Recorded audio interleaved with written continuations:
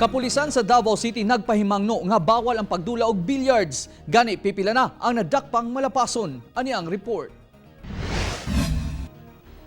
Ilalom sa Executive Order No. 57 sa City Government of Davao, apil sa gidili ang mga dulang nga darts, billiards o contact sports. Busa, subling nagpahimang ng otoridad nga likayan una kini. Namatikdan kuno sa kapulisan nga daghan gyapon ang gadula og billiards, busa pipila usab ang nadakpan. Pero wala ka man gitugutan nga mga ingana nga mga activity na pwede pahigayon. So walang kung madakpan sila, malapason sila, mapasakaan gihapon sila og reklamo. Dunay mga nasampulan sa Goldland Subdivision sa Bagugalera, di naaktuhang nagsugal ug wala na usab natuman ang social distancing.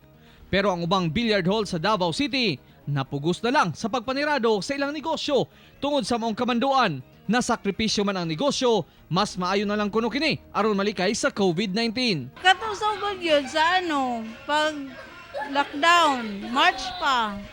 Aron dili madakpan, nagpahinumdum ang mga otoridad nga likayan una ang mga gibawal nga sports karong pandemya. So kung imong pagawas mo dula ka mo lag-lag lang ka mo soroy-soroy ka, ginadili pa na siya sa pagkakaroon.